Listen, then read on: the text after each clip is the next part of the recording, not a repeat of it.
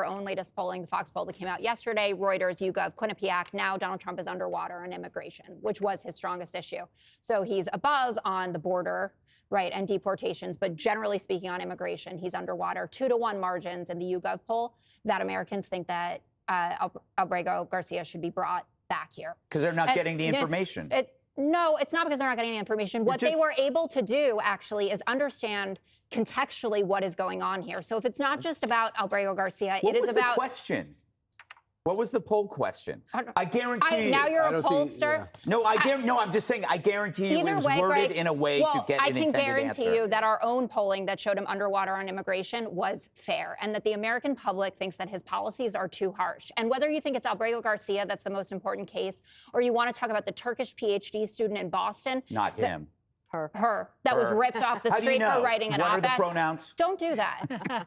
I do like it, though, because I know it means that I'm winning and making a compelling argument. But it's about her. Or Andre, the gay makeup artist. Of course. Or it's about the American... He's gay. I get it. You always mention that he's gay as if that matters. Well, it does matter because that's why he got it. But that's why he got his asylum request approved, because he had credible fear for his life. Because they don't like people who are gay there. In a gang. Andre was not in a gang. How do you know? I'm going back to my initial point. None of these stories are real. That's not true. There was an American... On border security, he gets 55% approval. We're in immigration, where Brian, I'm not making it up. You know what else? Brett Baier had a beautiful graphic. I might frame it on my wall that had the approval ratings for the last 6 presidents for the first 100 days. Donald Trump is now the lowest. He beat himself. So he was at 45% in the first 100 days of Trump 1.0, and now he's at 44%.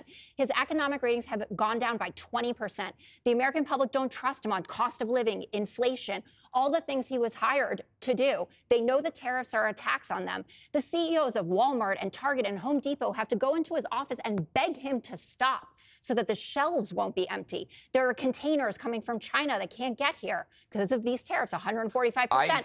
Or maybe it's 50%. What does this have to do with the Maryland dad? Right. It has to do with what Trump is doing. And there are all of these GOP-appointed judges that are ruling against him, saying a path of perfect lawlessness, brazen example of retaliation. Put it this way, you're just actually undoing your whole point, Jessica. No, I'm not. Because they are focusing on this guy who basically every day we find out, I don't know how he could be underwater. He might be under 50%, but he's not underwater on immigration. Fine. Reuters, YouGov, Quinnipiac, just honestly, it's on deportation. You agree with that?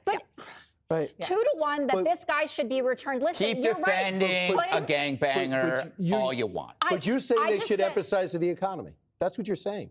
I understand that you want me to try to unravel everything that I said. The economy is what drives people to the polls. He now only has a 27% rating with Hispanic voters because he's not focused on the economy and their costs haven't gone down. So are you saying he's going to have a hard time being reelected in 2028?